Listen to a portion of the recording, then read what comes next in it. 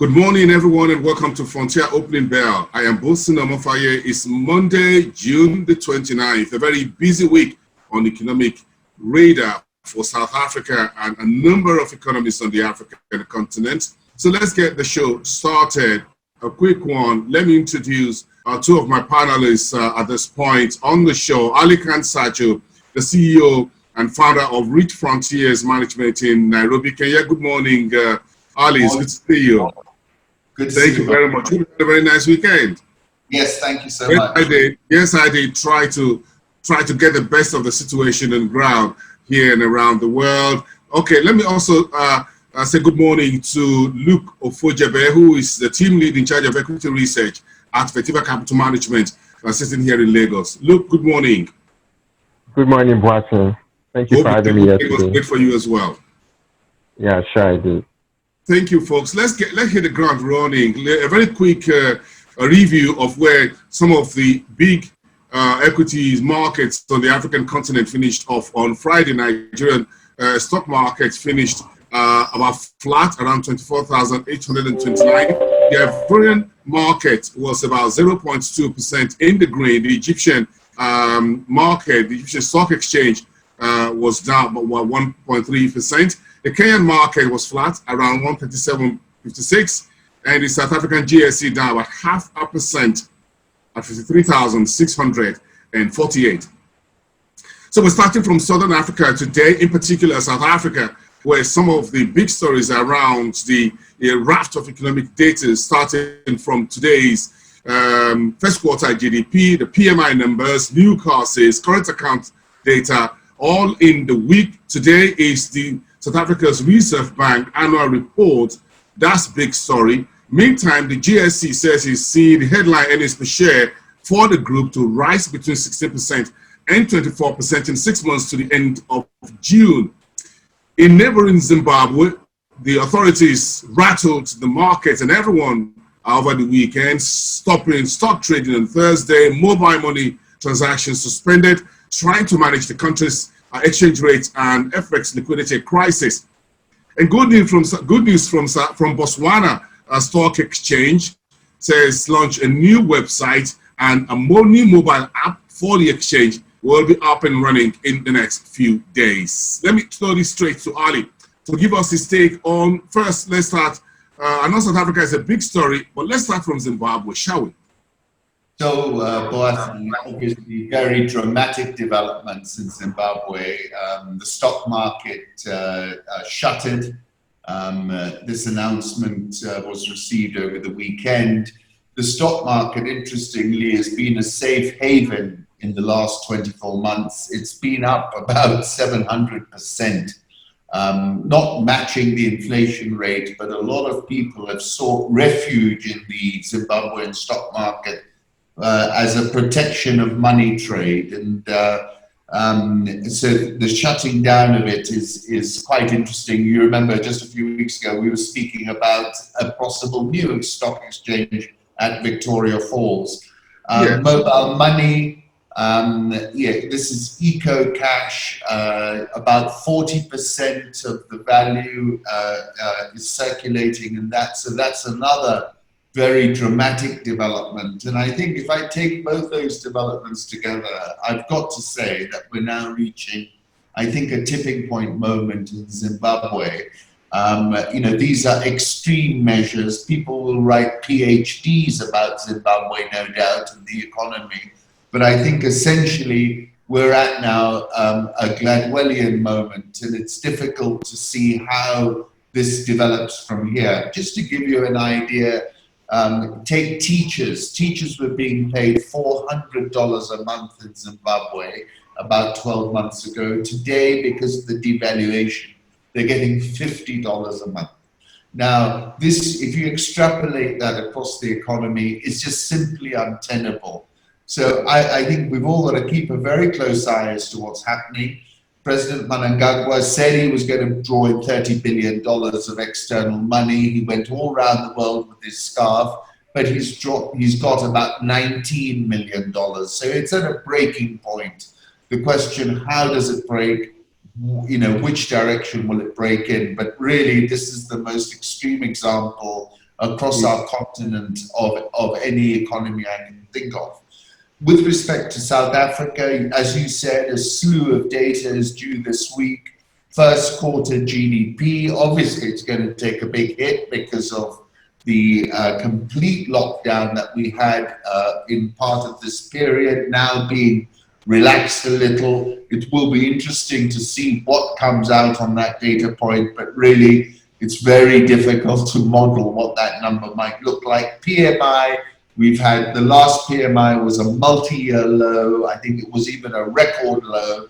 So we should expect at some point, maybe not now because we're only just emerging from the most severe phase of lockdown to a slightly less severe phase, but it'll still be quite weak. Current account hopefully should show a lot of improvement because you would have thought there were no fuel imports or very little in this period, so there should be some improvement there. The rand is 1726, 1727. Weak as it's been, was above 19. Recently rallied to about 1670. So let's see how that develops.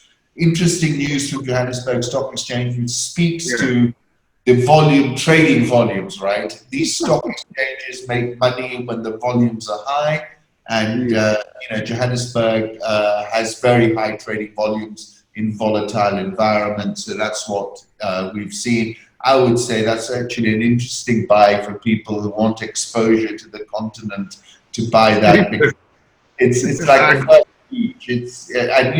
They believe in open markets. They're not going to shut it down or play any of those silly games. And then finally, Botswana. That's good to see. New mobile app. It's a small market, but obviously they're trying to encourage activity. And it's always good to see people making reforms and making progress and technology coming into play, given the age average of our continent where we have such young people and they need an app. They're not going to do it any other way typically.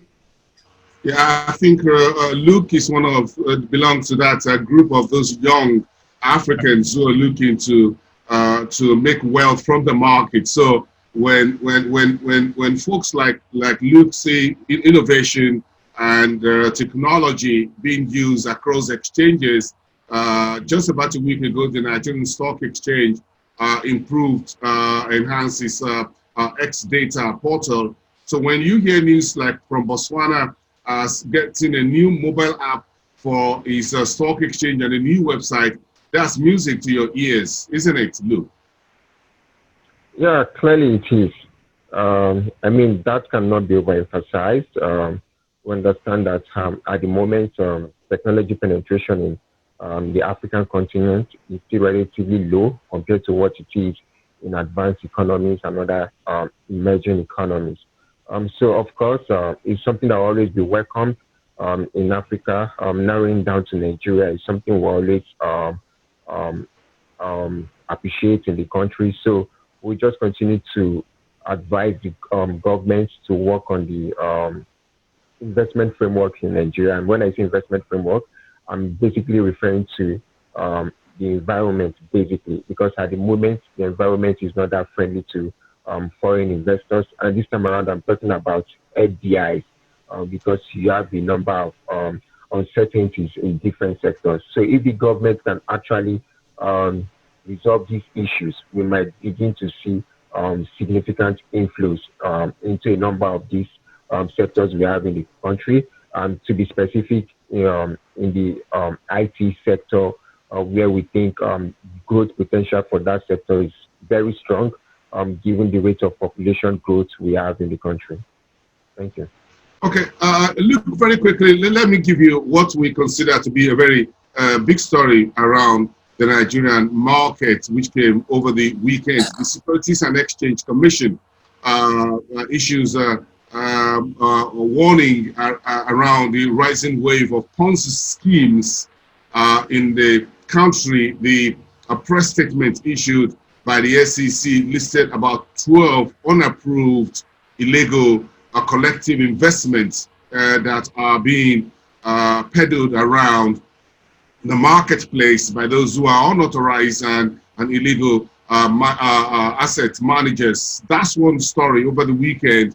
That's on one side. So, in the meantime, the stock exchange, I'm sure you've seen this already, issued a timeline for listed companies to report on the Financial Reporting Council's new corporate governance rules that's been approved and is being circulated. Compliance reporting for companies on the stock exchange is expected to start at the end of July. So let's talk about this first. What's your take on these, the rising wave of Ponzi schemes within the Nigeria space? So really, it goes back to the state of the economy, really. So you're talking about a country where an average citizen spends less than $2 in a day. We have inflation at 2 digits. We have every 5 years we see like a devaluation in the naira. The rate of unemployment is quite alarming. So all these factors culminate in issues like a rising rate of Ponzi schemes in the country. I mean, there is only so much that that SEC can do in terms of coming up with stringent regulations around Ponzi schemes. But the reality is that for a number of these people, it's just the situation of the country that is actually compelling them to go into such things, because a number of them are just driven by greed and the need to survive. I'm not trying to justify what they are doing. I'm just saying it's really a consequence of the economic problems we have in Nigeria. So it's good that the SEC is coming up with stringent regulations. At the same time, I think we also need to work on enlightening the masses on the implications of investing in these Ponzi schemes, how it can impact them negatively, how they can lose their money, how they can lose their life savings. So that's also something that I think the government should also work on. There should be like a stronger advocacy, a stronger campaign towards refraining from Ponzi schemes, enlightening people, enlightening the youth, basically, who are the ones mostly deceived in investing in Ponzi schemes. So that's just what I think the government can do to reduce the rate of Ponzi schemes in the country.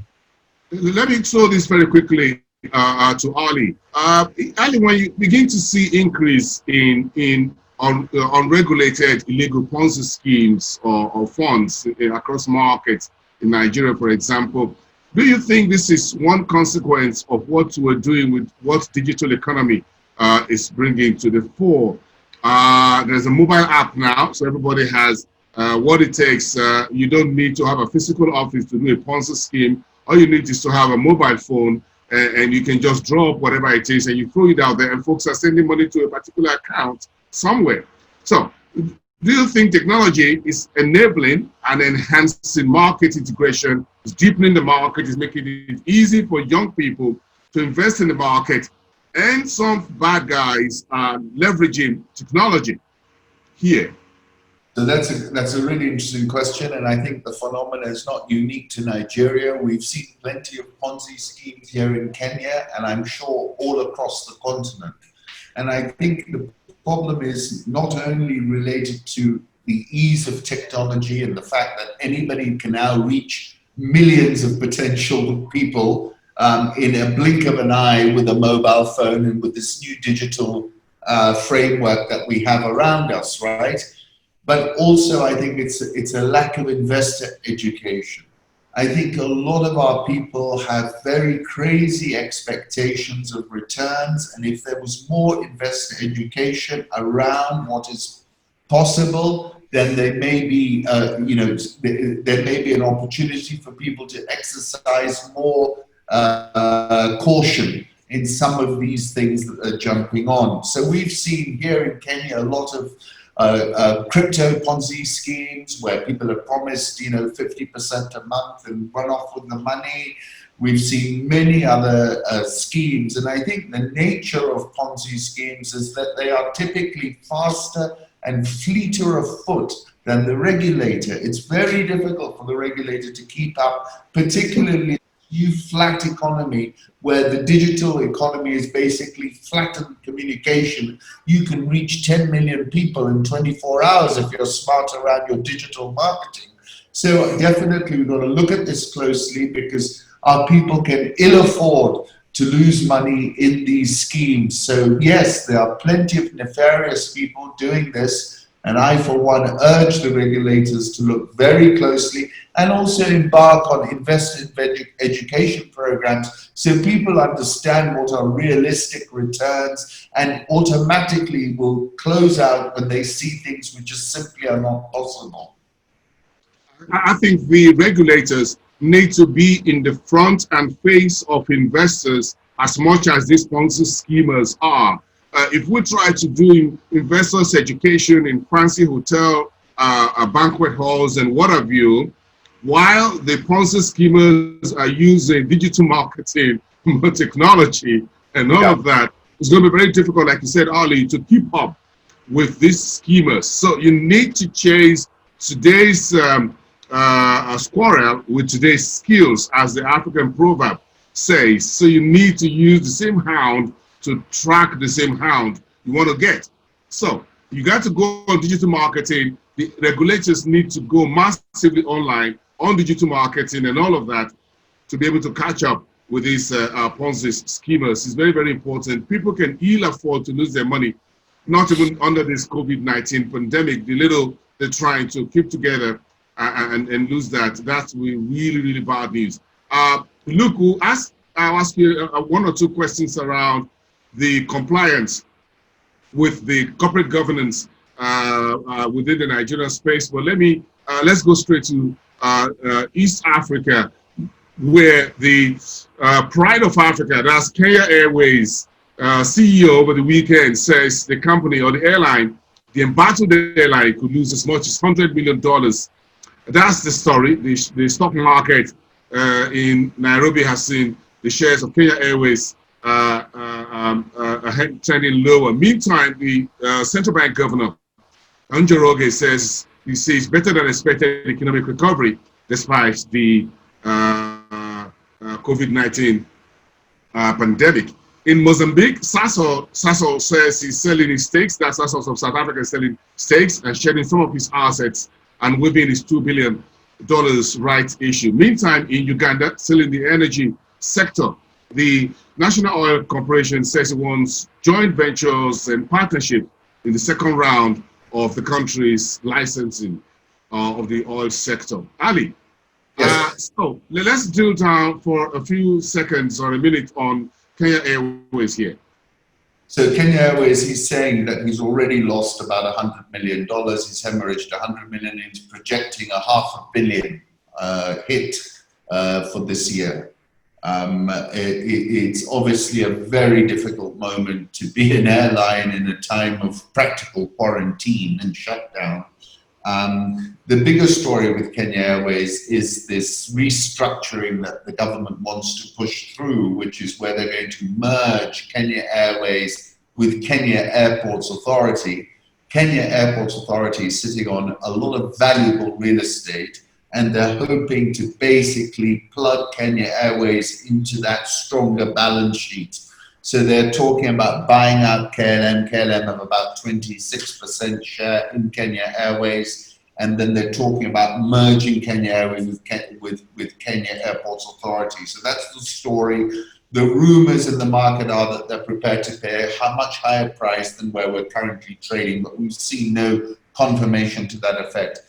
My wider concern about African airlines is that, with the exception of Ethiopian, and there are lots of issues as to just how profitable Ethiopian is because there's a lack of transparency, but I think we've got too many airlines. They're not managed very well. They are all losing money. It became like a pride of each country to have a look. I've got an airline. Uganda got one.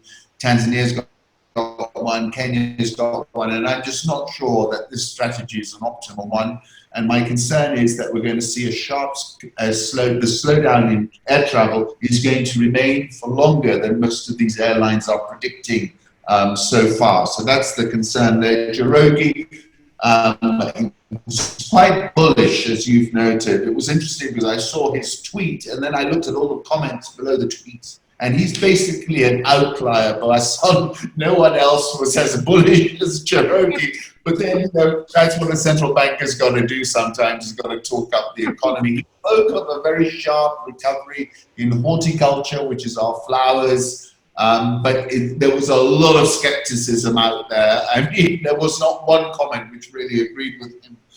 Sasol, that's coming out of Mozambique, in retreat, interesting development. This is the oil and gas sector. You know much more about it, but I'll just make these points. Sasol, Mozambique is about the gas. Let's have a look at how that develops. NOC, which is the Ugandan oil holding company. This is the big oil find in Lake Albert Basin, which is on the border with Congo. Total and CONOC are the investors there. But, you know, to me, what worries me is that this is a bit of like a shale play now. Given where the price structure is, I'm not convinced that Total and CONOC are going to pony up the billions and billions of dollars that are required to get this off the ground anytime soon. It's been long delayed, and I think probably it's going to be delayed a little bit more, because unless we see a move higher than $50, $55, $60 on Brent, which doesn't look to me likely for now. Interesting developments within the Africa's energy space, things within that corridor, Mozambique, Uganda, all the way up to Angola. But we'll have one session one of these days, focus entirely on the Africa's energy market, commodities in particular, that we'll just take them one after the other.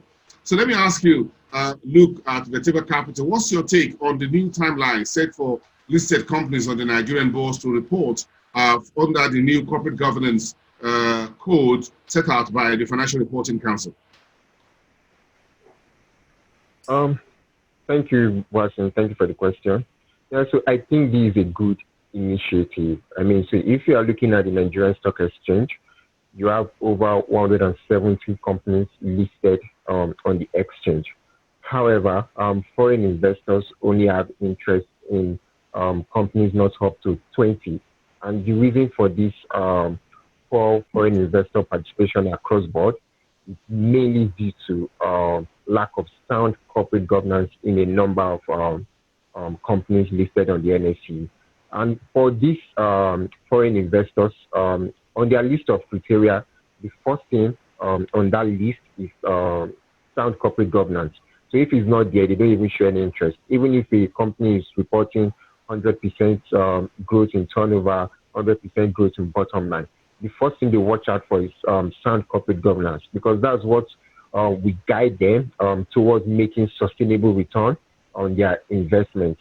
So I think it's a good one by the NSE. It's now up to companies to comply with that initiative. And I think if all companies fully comply, we might be seeing more foreign participation in other companies that have been less active in the equity market for some time.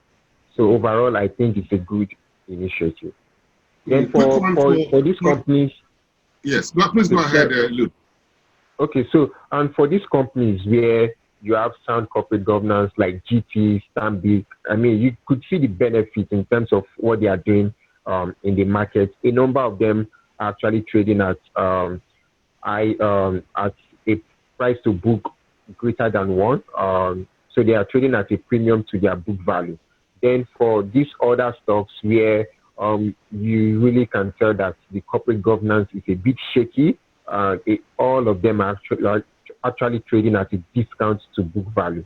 And so that's actually not good. So overall, you get to see that with this initiative, it can actually help to drive foreign participation across board. Interesting. Thank you. How market rewards good corporate governance standards and guidelines when you report them, and this will be good for the Nigerian market. Luke, thank you about that. Let's squeeze in North Africa very quickly, market into the conversation for today. As always, the Egyptian market, that's where we're going next as far as today is concerned. The central bank kept interest rates at 9.25%. It did a 300 basis point haircut earlier in the year at the outset of the global economic pandemic, global COVID coronavirus pandemic, I beg your pardon, trying to mitigate the impact of that. This time around, the ECB is keeping rates unchanged, 9.25%. Meantime, the Sinai Cement listed on the Egyptian stock market posted 105.8 million Egyptian pounds net loss in the first quarter. Meantime, Egyptian's Globotronics received $10 billion from IFC to boost prepaid meters. And of course, talking about innovation across the market, the Tunisian Stock Exchange launched a new portal to support non-bank financing of small and medium enterprises. Ali, Egypt is keeping his fingers off the interest rate button, at least for now. Do you think everything is okay? Yes, I do. I think, you know, they made a very dramatic 300 basis point cut, you know. Earlier in March, yes. Allow that to feed through. So this was a sensible option. They want to nurture and encourage people to come into that carry trade again. There were a couple of reports over the weekend that there was a lot of money being withdrawn from the banks, and therefore they were imposing limits on the amount of withdrawal. So that story is something I'm looking at, keeping an eye on, because typically that's not a good sign. But overall, I think, you know, the Egyptian pound 16.16 is in a good place. I think the currency, the interest rate structure is attractive for international investors.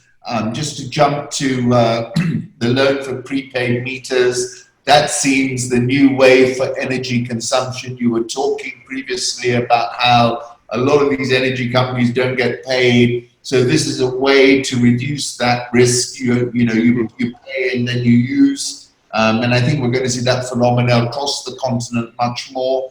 And then finally, the Tunis Stock Exchange, the portal. You know, the SME sector, Boasson, is the engine of African growth. And I think it's good to see the North African folks getting that message and looking to provide more liquidity into that segment. So I think that's a good development as well.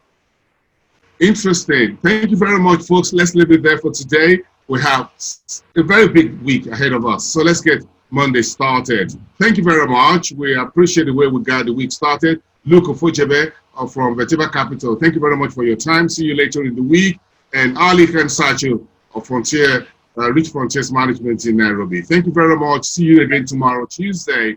And let's get the conversation continued from here. For all our viewers, you can watch this show on our YouTube, Frontier Opening Bell. You can see that this show also on my LinkedIn at Bolson Amofai, and of course on Twitter at Frontier AFR. And of course the Frontier handles of all our guests, Ali Kansacho and Luke Ofojebe as well. Thank you very much for today, and I'll see you tomorrow.